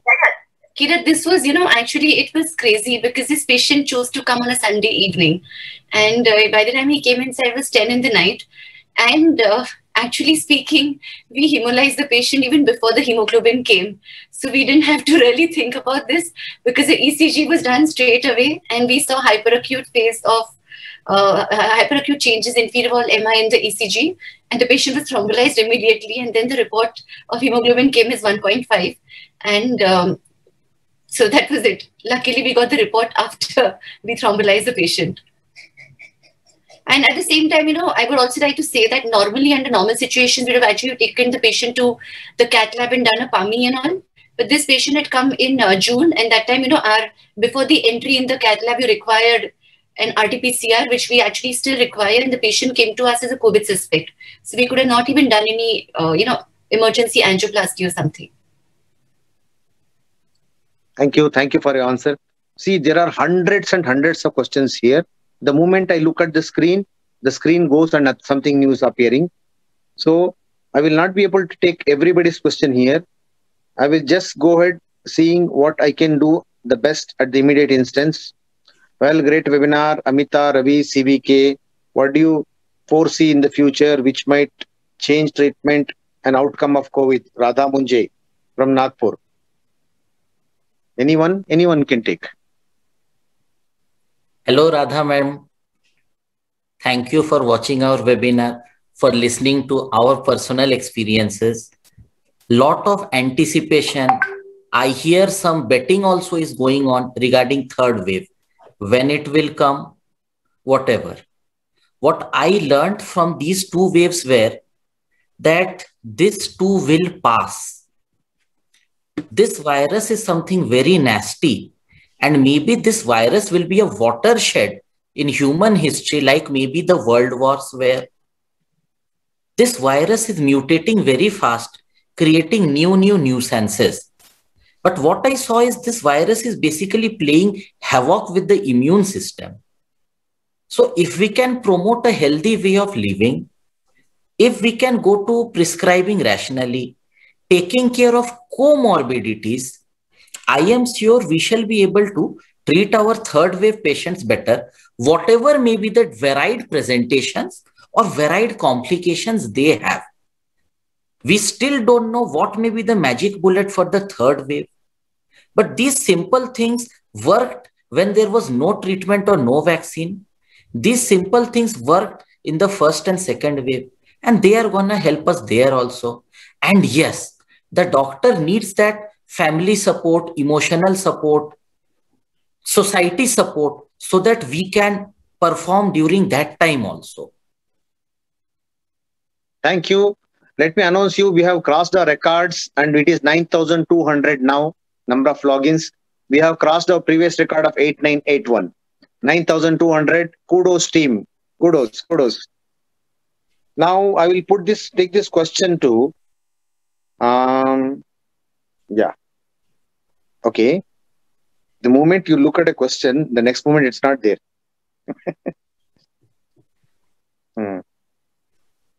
Okay, there's a question from Amit Prakash Darira from Pune. Sir, many patients after receiving tocilizumab are admitted with sepsis. All cultures come sterile. How do you treat? Should they be started empirically on higher antibiotics, gram positive and negative both, along with antifungal like amphotericin B? How do you approach such cases where patient is febrile, urine pustules and cough with bronchoria with sterile cultures? How helpful is B-galactomannan and BD-glucan there? Channam Chetty, will you go ahead taking this? Yes, Anna. Okay, go ahead. So, first of all, patient who is having spikes of fever and patient who is in sepsis, whether to start gram-positive coverage or gram-negative coverage. Predominantly, sepsis component in COVID is not because of any secondary infections, at least initial 10 days or initial up to second week, unless a rampant use of antibiotics have been used while during treatment of COVID. And please check the procalcitonin levels. If the procalcitonin level is normal and definitely we can conclude that there is no gram-negative or gram-positive bacterial sepsis. That is very important. Coming to beta galactomannan. Galactomannan is a very important marker, particularly if we do it in serological serum blood specimen. So there are fair chances that false positive galactomannan assay can be there, particularly in situations like where the piperazine tazobactam have been used in the initial scenario and other cephalosporin uses. So having said this, if the ball galactomannan is more specific, and unfortunately we don't have at many centers doing a facility of bronchoscopy unless there is a pulmonologist available. And in such scenario, sending ball galactomannan and clinical correlation, radiological correlation, all is very, very important to label that whether the patient is suffering from invasive aspergillosis or not. If collectively there is a radiological opacity which is in favor of invasive aspergillosis, clinically patient is not doing well, spiking fevers, there's fair chances that you can attempt treating such patients with appropriate anti-aspergillus management, particularly voriconazole. Having said this, it is very, very important to prove what fungus is there. Is it Candida? Is it Aspergillus? Or is it mucormycosis? Because treatment hugely varies from species to species. That's it, Anna. Thank you so much. Actually, we are running out of time. We are nearing 9:45 now. And the happy news is the logins 9,500 now. Wow. New record all set. We submitted our previous this one to Guinness World Records via Dosi, usko bhul jao. Now you take this 9,200 logins. Done, See, it is impossible, in a conference, physical conference, can you imagine 9,200 people sitting? No. So thanks everyone for your love and affection towards CCI, and my special thanks to Kaustubh, Team Cipla, Vinod, Vipul. Thank you so much. Thank you so much. Puneet, thank you. Without you guys, we couldn't have done anything. We know this, a wonder kid. Kaustubh is a great organizer. Thank you, Team Cipla and Team CCI and everybody who has got so much of love and faith in CCI. We are going now to almost it's like 9:45 and my liquid diet is waiting for me since long. That is the reason why I'm ending. It is not because of the force of any panelist here, because liquid diet cannot wait. You can wait. Now, I request everyone here, it's a different thing what I'm telling you today. It's not a take-home message. Give one message to the society and public from your side. One sentence or two sentences, everyone here. Let us start with Amita ma'am. Okay, I just want to tell all the non-medicos who are listening to us, I just want to say that at the end of the day, we are also humans. We also have family who love us a lot and who we also love, and we want to live happily with them ever after. Despite that, we've chosen to put our lives and their lives in risk so that we can save you and your family. We want to be available for you all the time. But when we are inside COVID, we are not accessible. Rest of the times, we are responding to 3,000 plus WhatsApps, responding to phone calls, and also seeing non-COVID patients. So we are there for you. We will always be there for you. But if there is a delay in we getting back in touch with y'all, then please do understand. Please make an excuse for us. We want to be there for you all the time, and we will. But please appreciate and respect, and we will do even better with all the more vigor for you. Thank you. Amita is telling everything correct because, I'm the chairman of Chest Council of India, and my phone calls itself, they will not pick. Amita, Chennam Chetty, Atri. I don't know whether to show that they are very busy or to keep a control on me. So patients, you should understand, when I am suffering, then you should cope up with the situation. Vijay, tell me, man. Cheppandi. Yeah. To all my friends or audience who are watching this wonderful webinar, thanks for joining. But remember, COVID will not last forever. But next 6 months, 1 year, we don't know. Some people predict this entire decade will be a decade of COVID. But to be honest, there are a lot of variants, there are a lot of mutations that's going to happen in the virus. So that's why please be socially responsible and don't be reckless and careless. If you are careless, you, instead of putting yourself at risk and your family at risk, you are putting doctors, you're keeping doctors and then healthcare sector in risk. And after experiencing the second wave, it is very, very difficult to experience similar wave in lifetime. Please, हाथ जोड़ के पूछ रहा हूं, please be more social responsible and save our country. Thank you. Beautifully explained. It was like hearing a motivational dialogue in the movie. Especially Telugu movie, yeah? Kripesh, bhai, aapka sandesh. Yeah, my words are that prevention is always better than cure. Since we know COVID may last for long, we don't know how long, there may be third wave or may not, whatever it is. But we should always try to follow the preventive measures, like wearing a mask or proper distancing or cleaning our hands, because this will not only prevent COVID but also other respiratory infections also. And for public to know, because once I have seen that whenever there is a number of cases goes down, people become very irresponsible, and that's why we're having this problem repeatedly. This thing. So I request that at least people should understand the gravity of the situation, and then they should maintain the proper norms as the guidelines has told us, because these are very simple things. Nothing extraordinary, but this has to be just followed. And another thing I would like to say that doctors are not God.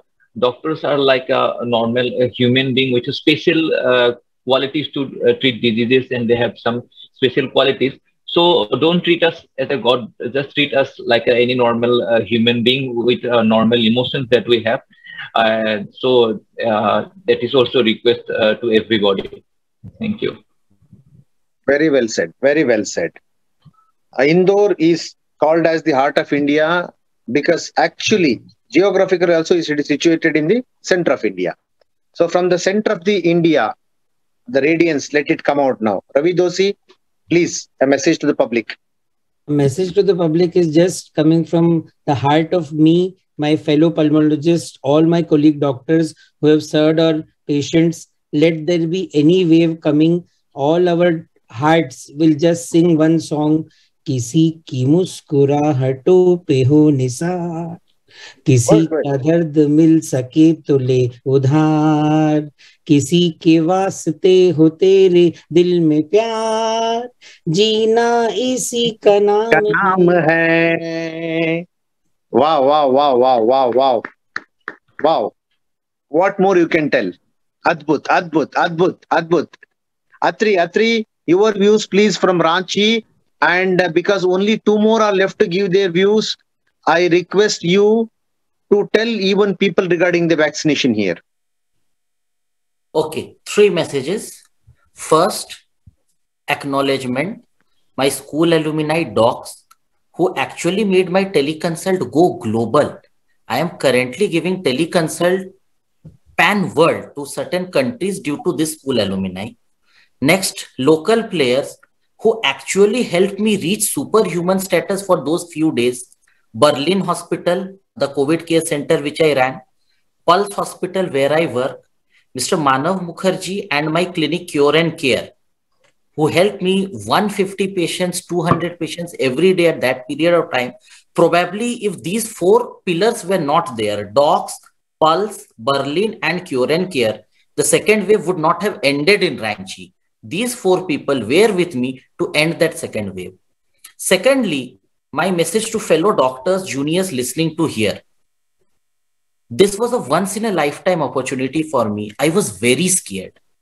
My wife is a very big devotee of Bhagwan Sri Krishna. She taught me this bhajan, Achyutam Keshavam Krishna Damodaram, and I made it a habit of listening to this to be as many. It was like my bedtime lullaby kind of. I used to play this in a loop to get to asleep. And this gave me a lot of strength. Find a point that instills you strength. If you need help in setting up the teleconsult, I am always there. If you need help in starting academic programs over Zoom, DNB students, MD students, if you're in practice just for sharpening your training, I am always there. Reach me. Third message to patients out there. The second wave ended prematurely because of penetration of vaccination. The third wave may not come if there is universal vaccination. I lost my father after 2 doses of vaccine, but I will never blame the vaccine because I served in the second wave probably because of the 2 doses of that same vaccine. So get the vaccine, man, get the vaccine.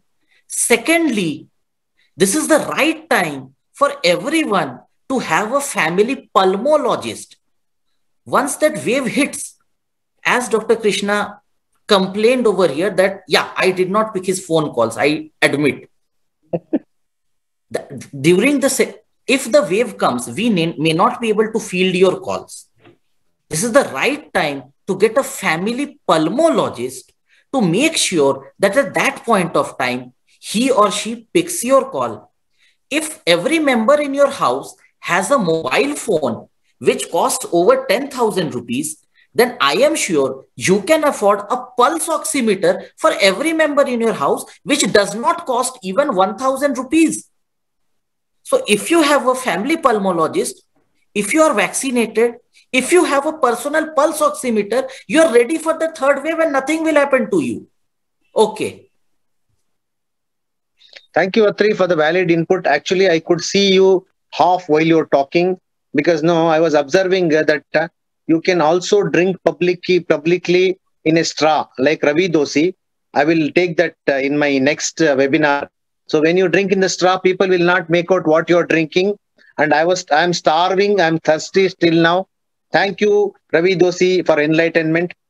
Dr. Narayan Pradeep, can you please tell me one important message to the society from your side? Please unmute, Narayana ji, please unmute. COVID positive and COVID negative. If you are negative, you may become positive. If you are become positive, you may become negative. So don't worry about the positive negative status. So don't throw away the family bonds. We have seen so many people abandoning, so many stigmas attaching with the COVID. So nothing is like it is a disease. You take just as a disease, get treatment and get cured of it. That's all. COVID positive, COVID negative. Don't worry too much. Positive will become negative, negative will become positive. That's all. Take care of yourself with your personal protection, social distancing, mask and sanitization, and take vaccinations. That's all. Beautiful, beautifully summarized. So let us call it a day from our side, CCI, to everybody here, to all the 9,200 present here. This will be even uploaded to the CCI official YouTube channel, which again you can watch anytime repeatedly, or you can tell those who missed to watch it. And this will be uploaded within 24 hours to CCI official YouTube channel. Subscribe to our channel and you can watch all our hundreds of webinars that were held till date. I am like wordless, because you know, when you have such a enlightened panel with you and when you have superstars around you, my job becomes less. And I thank from the bottom of my heart every panelist of mine here, Dr. Amita, Dr. Vijay Kumar Channam Chetty, Dr. Kripesh Ranjan Sarma, Dr. Atri Gangopadhyaya, Dr. Narayan Pradeep, Dr. Ravi Doshi, and thank you, Dr. Narendra, the President of CCI. Thank you for your leadership. Now, before we wind up, I would like to tell an important message to the society. See, it is very simple. You go to anybody, you cannot leave alone. Like if you have to stitch your slipper, you need to go to a cobbler. And what a cobbler does, carpenter cannot do. Carpenter, what he does, a plumber cannot do. So very similarly, in your lifespan, you need to get attached to different fields. Let it be buying an electrical good or going to a hospital also. The other places, you do not act rash. The other places, you do not raise your hands to the doctor. The other people, any other sector is not affected by this. Why particularly this behavior with the doctor? See, it is not, we have lost our own family members. If I were to be a god, no. If Atri were to be a god himself, he would have made his father leave. So understand that our own family members are not out of this. We can lose anybody, we can survive many. We have made many to survive. That number has to be watched, not we lost few. And I will tell you, remember this, you should have faith in your doctor, because only when a doctor makes a patient better, only more patients will come to him. It is not that he makes a patient to fall sick, fall ill, that then more will come to him. Trust your doctor and trust your doctor, help your doctor, support your doctor. Give him a free mindset where he can apply the proper medicine at the proper time. If you handcuff him with stress around him, tensions around him, phone calls, influence and all that, the ultimate sufferer will be the patient, nobody else. And during the COVID pandemic, I'm telling you, it is not ended yet. Third wave may come, may not come. It is in your hands, the public's hands, that it will come or not. It's how you behave. SMSP, social distancing, masking, sanitization, vaccination, SMSV. So think about this, have faith in your doctor, support your doctor fraternity, understand their sacrifices, stay with them. We will definitely stay with you. We are there to stay with you. Thank you, everyone.